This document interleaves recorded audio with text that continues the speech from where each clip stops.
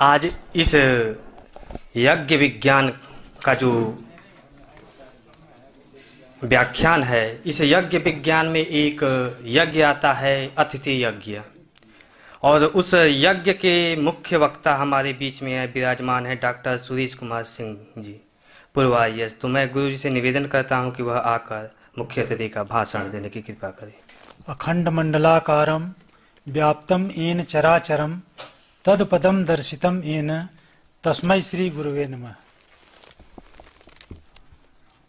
वेद विज्ञान केंद्र की ओर से आयोजित इस कार्यशाला में उपस्थित सभी श्रोताजन और मंच पर विद्यमान विद्वज्जन,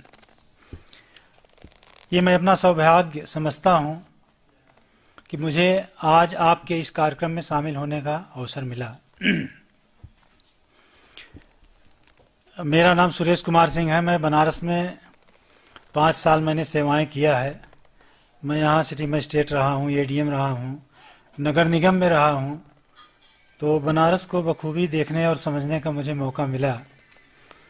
नगर मजिस्ट्रेट के रूप में BHU में मैं हफ्तों पड़ा रहता था।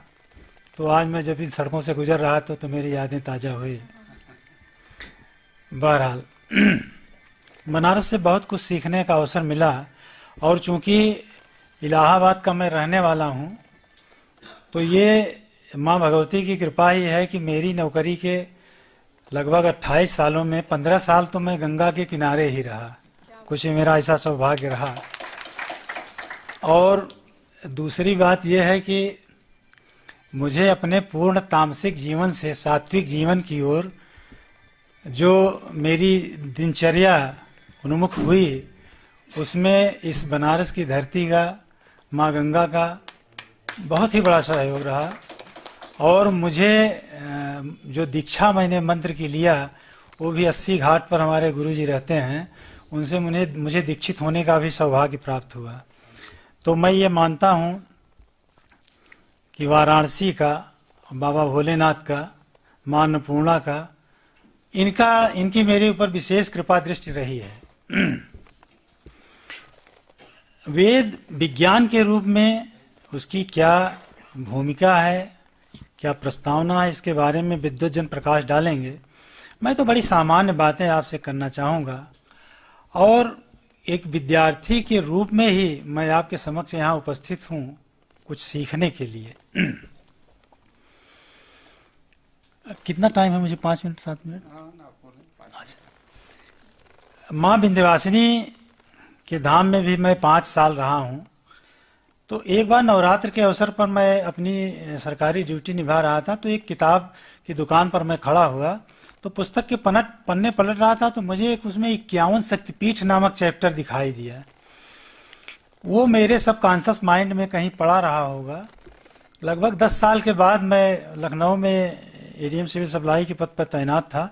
तो मैंने अखबार में एक कटिंग देखी, उसमें 51 शक्तिपीठ तीर्थ केंद्र की एक न्यूज छपी थी कि सर्वांग शक्तिपथ पत्रिका का एक विमोचन होने वाला है।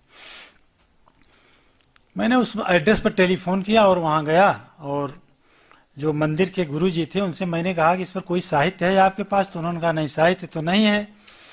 तो माँ पार्वती की मूर्ति सामने रखी थी। मेरे मुंह से निकला कि अच्छा, कुछ साहित्य सृजन का मैं प्रयास करता हूँ। वो घड़ी और आज का दिन, बस मैं अपने को उसी में रमता हुआ पाता हूँ, और मुझे कुछ न कुछ प्रेरणा मिलती रहती है, कुछ न कुछ लिखता रहता हूँ। त्रिपाठी जी से मेरा परिचय हुआ। मैं जब भदोही में जिलाधिकारी के पद पर था, तो गीता जयंती के अवसर पर मुझे यहाँ उपस्थित होने का सौभाग्य मिला था। तो मुझे बहुत अच्छा लगा जब आज गुरुजी ने कहा कि आज आप इधर आए हैं बनारस, तो आ जाइए। इलाहाबाद में मैं लोक सेवा आयोग में सचिव के पद पर लगभग 1 वर्ष तैनात रहा। उस दौरान, और मैं पहले से भी चूंकि इलाहाबाद से हूं, तो सेंट्रल लाइब्रेरी में जाने का अवसर मिलता था। तो वहां गंगानाथ झा संस्कृत शोध संस्थान के भी जो प्राध्यापक हैं, प्रोफेसर साहबान हैं, उनसे भी मिलता जुलता रहता हूं। मुझे वहां एक किताब मिली डॉक्टर राधाकृष्णन की, तो उसमें उनकी भूमिका में पढ़ रहा था। तो मुझे एक लाइन मिली कि विश्व का कोई भी व्यक्ति हो, संप्रदाय हो, धर्म हो, अपनी बात की में पुष्टि देने के लिए, वजन देने के लिए वो वेद और उपनिषद को कोट करता है।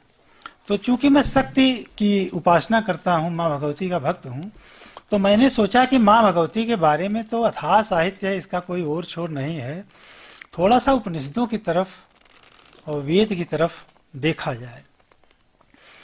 तो 108 उपनिषदों में मुझे 32 उपनिषद ऐसे मिले जिनमें माँ भगवती के चरित्र का वर्णन है। उसी में देवी उपनिषद पर मैंने कुछ लिखने का प्रयास किया और उसके मंत्रों की व्याख्या किया, जो देवी उपनिषद चिंतनानुचिंतन नाम से छपी हुई है।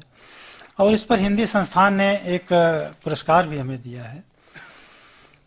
और मेरी एक पुस्तक है देवी काव्य परंपरा पर, काव्य में देवी का क्या स्वरूप है, उस पर एक पुस्तक लिखी, उसका विमोचन राज्यपाल महोदय ने किया था और वो संस्कृत संस्थान से उस पर एक छोटा सा पुरस्कार मुझे मिला है।